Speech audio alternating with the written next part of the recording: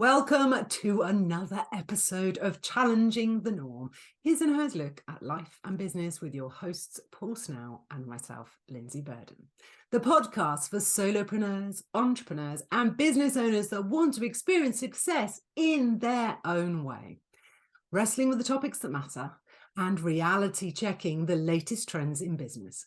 Paul works with business owners, showing them how they can take the stress out of transforming teams into performance powerhouses that love what they do, while I offer business coaching that empowers ambitious women in business to create financial abundance and a time-rich lifestyle without sacrificing their joy. Well, welcome to another episode of our podcast. It's another day, Lindsay, another episode. Oh, it's so good, isn't it? We do love this. I'm sitting here trying to think of some snazzy way of introducing this. At the end of the day, I just love doing it, honestly. I so agree with you. And I had this big grin on my face because we said, right, let's get started. And I thought, am I getting us started or are you getting us started? But you came in as I knew you would. I had nothing to fear at all. And we've got a really juicy topic. We're quite opinionated on this, I would say. Yeah, I would. And it always makes me smile. We talk about this a lot. I really, really think we need to start recording our preambles before we start the episode, because we sit down and we were supposed to start this at least 20 minutes ago. And here we are. And our preamble's wonderful because notes, ideas, everything flows. So I've got to say, hustle culture is what we're going to talk about, right? We've discussed it to death. We feel quite strongly about this. But what do we mean by hustle culture, Lindsay? And I think this is the challenge, and that's what we've really been talking about before we hit record, is, what is the difference between hustle culture and working really hard on our businesses and being busy? And when we first kicked off, and you said to me when we were chatting, like, what's hustle culture mean to you, Lindsay? And now it was like almost we were on different pages. We weren't on different pages. I think hustle culture means different things to different people, and that's part of the challenge. Would you agree? I would. And when we decided this subject, and it was several weeks ago now, my immediate view is fairly clear. Hustle culture for me is that approach to business, and forgive me for keeping it basic because I know it's more complicated or more in detail than this, but it's the attitude to business where you constantly hustle for more. You're constantly active, you're constantly pushing. Normally, it's a low value, high volume proposition. And for me, and it's all over social media. We don't need to go there with that, but everywhere on social media talks about you could do this as a side hustle, or you could do this and earn so much money in no time at all. And it's all about this idea of hustle, hustle, hustle. Now, I say that, but I know you had a slightly different view. I did in some respects, because for me, it's that. Well, no, I have a different view. I don't know. I've probably changed my view since I. That's all right. There are so many different ways of looking at this hustle culture. So it's that buy now, sell now, sell now. And it's that constant pushing of marketing material and getting people to buy what you sell. And it's that doing it day after day after day and that daily grind. But I think your version and my version, they're interlinked and related anyway. But yeah, we see this culture of working really hard. Got to work really, really hard. You've got to be on it. You've got to be pushing. And I wrote that down. So when we were talking about it a minute ago, I wrote hustle culture. Not so easy to say, it appears. But I wrote, it's the hard sell. It's the pushing. It's the doing more. It's the passive income that everyone talks about. And you mentioned it, your version, I guess, that's selling low and volume selling. So low cost volume selling, which requires you the hard sell, the keep pushing, the doing more, the doing the more marketing. And for me, that just feels exhausting. Yeah. It is. Well, I mean, talking about it is exhausting enough, but actually doing it's a different thing. And you mentioned something while we were doing our preamble, And this is something that comes up a lot when I work with people, particularly when I work with service-based business owners, and that is calculating your hourly rate Yes. based on all the effort you put in, on all the work you do, and the return you get from that.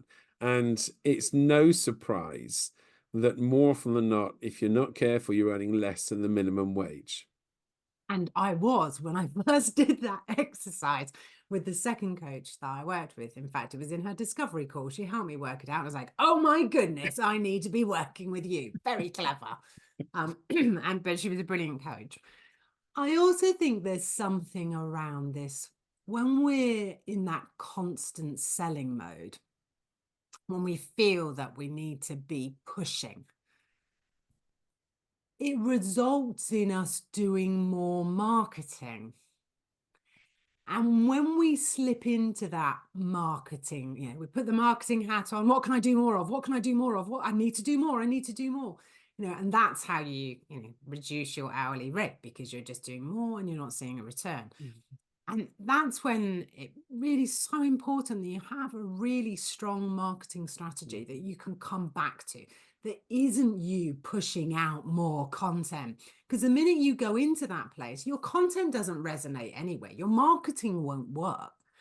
And I think more and more, we touch on social media quite a lot, but more and more, we are becoming more discerning buyers. We can see it and hear it a mile off. We know when it smacks of, I don't want to use the desperation, but that word desperation, but it really smacks of, you just do these 3 steps and by week last Tuesday, you'll be a millionaire. And I think anyone that has listened to us regularly will know that you and I are really, really frustrated with this. But I think there is also a really important other point to make. When you are in that place of selling low value items and you are pushing for that high volume, what does happen, is you start devaluing yourself. Yeah. And potentially, almost, well, I was going to say potentially, I think it happens as well as we start devaluing the client in front of us. We go, well, you can't afford that, so I'll just start selling this really low. Oh, actually, you don't need my all singing, all dancing, incredible program that I don't feel able to sell right now, and I'm not in the right place to sell. What you need is the scaled down version. There's devaluing on both sides. And I think that's a real challenge. And I think that's a real challenge for business coaches, particularly. I agree. And I think a slight perspective on that is it gets to a point where we are more conscious about what we think they can afford than the problem we're there to solve. Yeah. And the reality to it is this: if you're with someone, you're talking to a potential client, and they've got problems to solve, it's always going to be compelling for them, right? Just saying to them, don't worry if you can't afford the £1,000 program, I've got one for 150. What do you think that message is to them? It means you don't feel their problem justifies that investment. No, you That's think, not your choice to make, no. right? That's their choice to make. And so I agree with you. If it comes down to let's have a base program with £65 for 2 hours worth of coaching, and we'll sort it all out. It's impolite at best to take away their choice about how they want to proceed. Yeah, And that's what hustle feels like to me. All too often, it feels like that, and this is where we start to shift between marketing and selling, right? And I'm going to be very unfair here, a little bit unfair. oh, I'm saying marketing can be seen as really easy and safe because yeah, you sit behind something, right? You write things, you say things, you do a podcast, you do things that generate information, generate content, generate noise, but you don't have to have a difficult conversation. no, And when you're coming into a sales call, the first perception that everyone has is, oh dear, what do I say? What if they say no? What if they the look on their face is I'm gonna have to drop my price. You see, it's a very different mechanism. And hustle culture is more designed around marketing than it is selling.